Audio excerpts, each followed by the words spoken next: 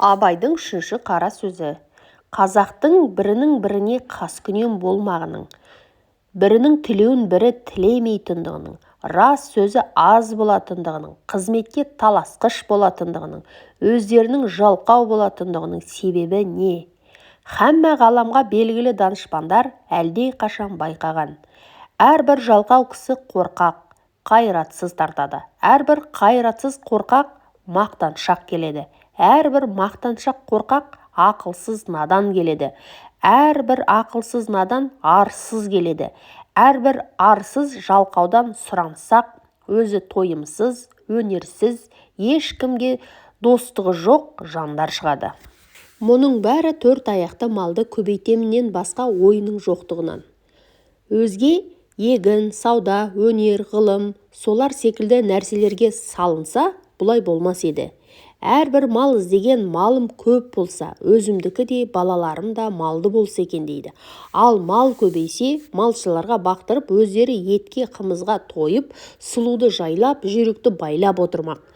Қыстауы тарлық қылса, арызы жеткендік, сыйы өткендік, байлық қызметінен біреудің қыстауынан сатып алмақ, ептеп алмақ, тартып алмақ. Ол қыстауынан айырылған және біреуге тиіспек.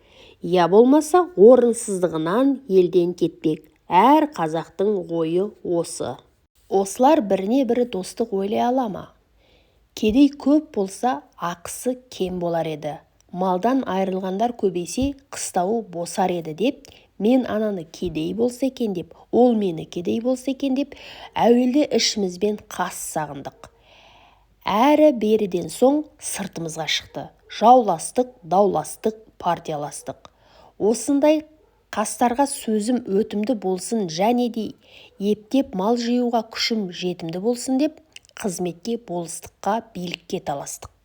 Сонан соң не момынның баласы бөтен жаққа шығып, еңбек қылып, мал іздемейді. Егін, сауданың керегі жоқ болады. Өз басын өзі осындай таластықпен кісі көбейтеміз деп партия жиғандардың бүгін біреуіне, ертең біреуіне кезекпен сатады да жүреді. Ұрылар тыйылмайды. Ел тыныш болса, оның ұрлығын ешкім сүймес еді. Ел екі жар болған соң, кім ант ішіп ақтап, арамдығын жақтап, сүйемін десе соған жақ болып сүйеніп, бұрынғыдан ұрлығын әлденеше асыра алады. Елдегі жақсы адамның бәрінің үстінен бекер өтірік, шапты, талады деген әр түрлі уголовный іс көтеріп арыз береді. Оған дознавание тергеу шығарады. Өтірік көрмеген көрдім деуші куәлерді әлде қашан дайындалып қойған. Бағанағы жақсы адам сайлауға жарамас үшін, ол адам басын құтқармақ үшін жамандарға жалынса, оның да адамдығының кеткені. Егер жалбарынбаса, тергеулі сотты адам болып, ешбір қызметке жарамай, басы тергеуге түсіп өткені. Ол болыс болғандар өзі қулық, арамдықпенен болыстыққа жеткен соң, момынды қадірлемейді. Өзіндей арам қуларды қадірлейді. Өзіме дос болып жәрдеме тиіп, егер қас болса, бір түрлі өзіме де залал жасауға қолынан келеді деп.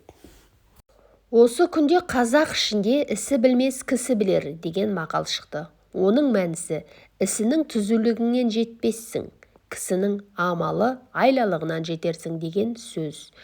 3 жыл болыс сайланады. Әуелі жыл сені біз сайладық па деп елдің бұлданғандығымен күн өтеді. Екінші жылы кандидатпен аңдасып күн өтеді. Үшінші жылы сайлауға жақындап қалып тағы болыс болып қалуға болар ма екен деп күн өтеді.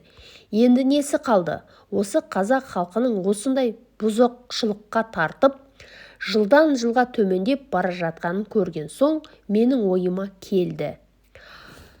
Халықтың болыстыққа сайлаймын деген кісісі пәлен кәдірлі орысша образование алған кісі болсын. Егерде орталарында ондай кісі жоқ болса, яки бар болса да, сайламаса, уездный начальник пен военный губернатордың назначениесімен болады десе, бұл халыққа бек пайдалы болар еді.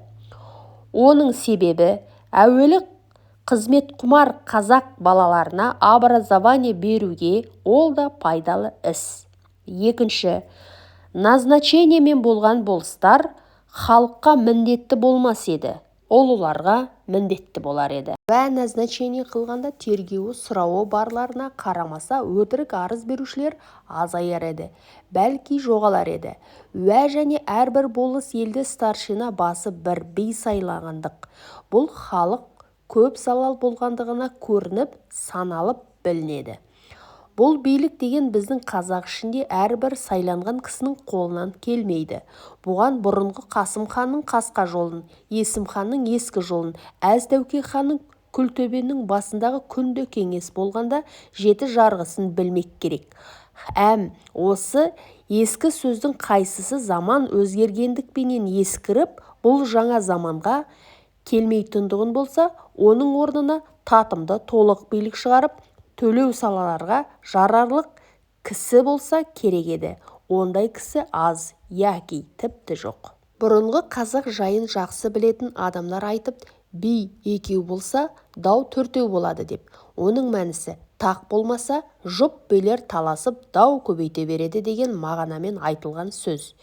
Өйтіп, би көбейткенше әрбір болыс елден толымды, білімді үш-ақ кісі билікке жыл кесілмей сайланса, олар түссе, жаманшылығы әшкере білгендікпенен түссе, әйтпесе түспесе. Олар билерге даугер адамдар қалай екеуі екі кісіні билікке таңдап алып, үстіне біреуді посредник сайлап алып, біте берсе.